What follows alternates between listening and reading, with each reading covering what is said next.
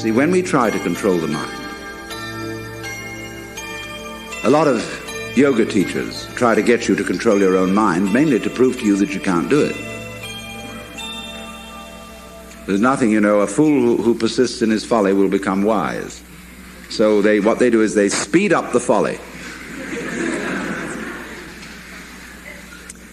And so you get concentrating. And you can have a certain amount of superficial and initial success by a process commonly called self-hypnosis. And you can think you're making progress. And a good teacher will let you go along that way for a while until he really throws you with one. Why are you concentrating? See, Buddhism works this way. Buddha said, if you suffer because you desire, and your desires are either unattainable or always being disappointed or something. So cut out desire. So those disciples went away and they stamped on desire, jumped on desire, cut the throat of desire, and threw out desire. But then they came back and Buddha said, but you are still desiring not to desire. They wondered how to get rid of that. But you see, it works like this. All spiritual discipline works this way. I'll show you. It's done in the form of a child's game. There's the church and there's the steeple. Open the door and there are the people.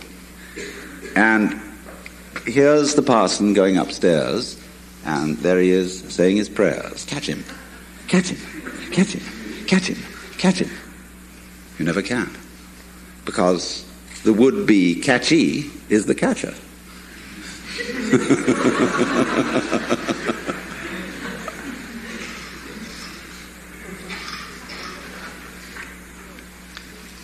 So then,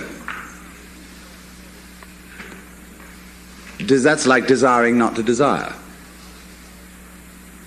Or loving out of a sense of duty.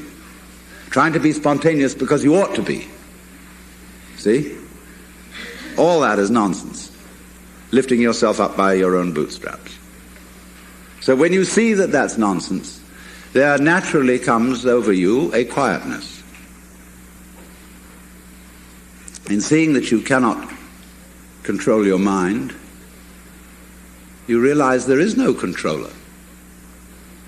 What you took to be the thinker of thoughts is just one of the thoughts. What you took to be the feeler of the feelings, which was that chronic muscular strain, is just one of the feelings. What you took to be the experiencer of experience is just part of the experience.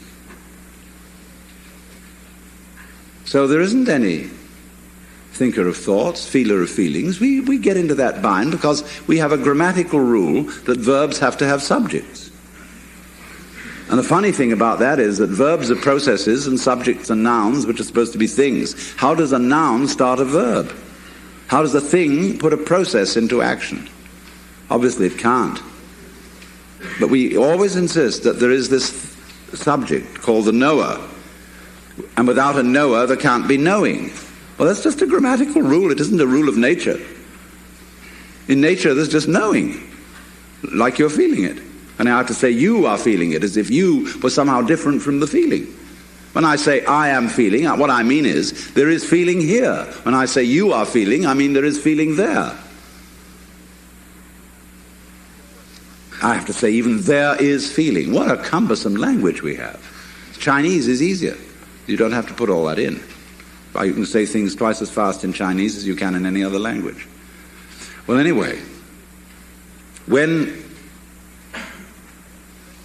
you come to see that you can do nothing, that the play of thought, of feeling, etc., just goes on by itself as a happening,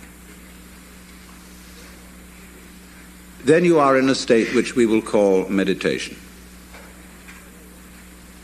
And slowly, without being pushed, your thoughts will come to silence. That is to say, all the verbal, symbolic chatter going on in the skull. Don't try and get rid of it, because that will again produce the illusion that there's a controller. Just it goes on, it goes on, it goes on, and finally it gets tired of itself and bored and stops. And so then there's a silence. And this is a deeper level of meditation.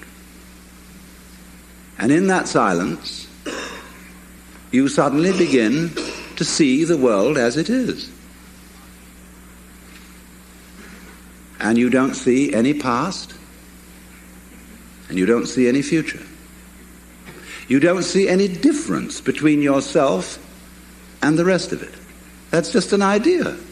You can't put your hand on the difference between myself and you. You know, you can't blow it, you can't bounce it, you can't pull it. It's just an idea. You can't find any material body, because material body is an idea. So is spiritual body. This is somebody's philosophical notions. See, reality isn't material. That's an idea. Reality isn't spiritual. That's an idea. Reality is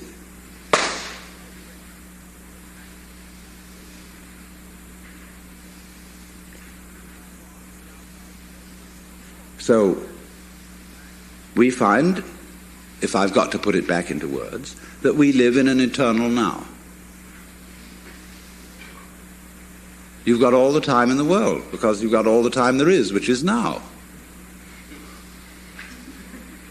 And you are this universe.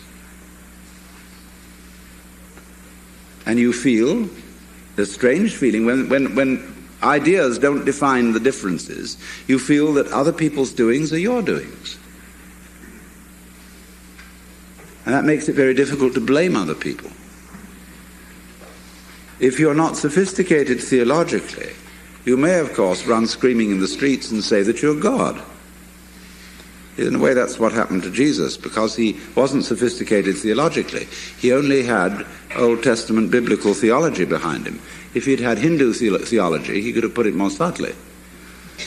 But it was only that rather primitive theology of the Old Testament. And that was the conception of God as a monarchical boss. Thanks.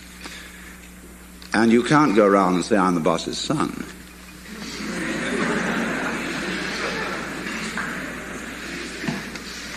If you're going to say I'm God, you must allow it for everyone else too. But this was a heretical idea from the point of view of Hebrew theology. And so what they did with Jesus was they pedestalized him. That means kicked him upstairs so that he wouldn't be able to influence anyone else. And only you may be God. And that stopped the gospel cold right at the beginning. It couldn't spread. Well, anyway, this is therefore to say that the transformation of human consciousness through meditation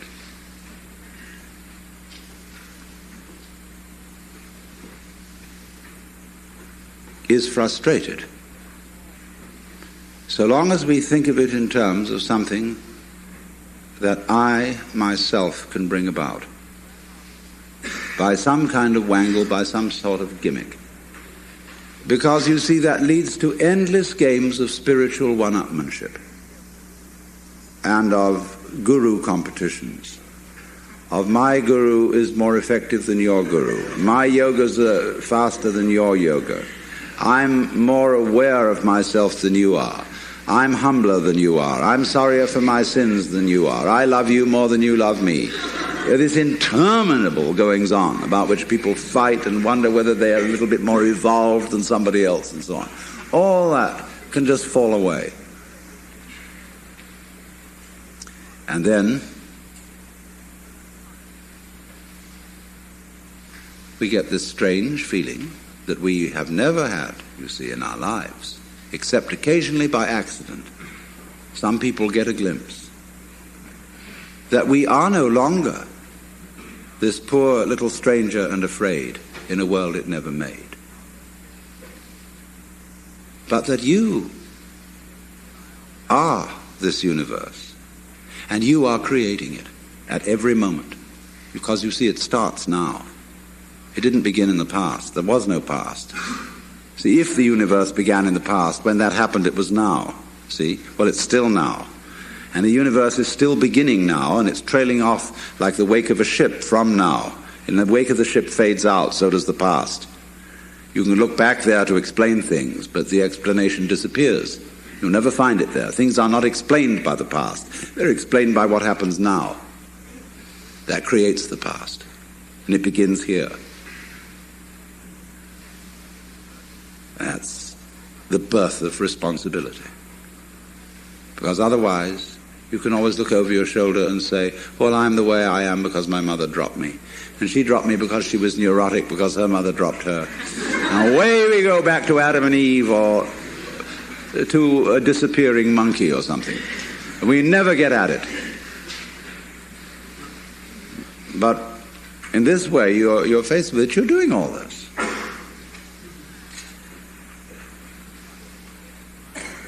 And that's an extraordinary shock.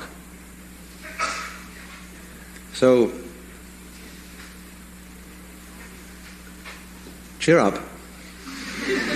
You can't blame anyone else for the kind of world you're in. And that helps a great deal. Because most of the good things we are trying to do are based on blaming somebody else and to improve them. Kindly let me help you or you'll drown, said the monkey putting the fish safely up a tree. If therefore we would stop blaming others, it would be very difficult to go about a war with a straight face. And if you know, you see, that I, in the sense of the person, the front, the ego, it really doesn't exist, then it won't go to your head too badly if you wake up and discover that you're God.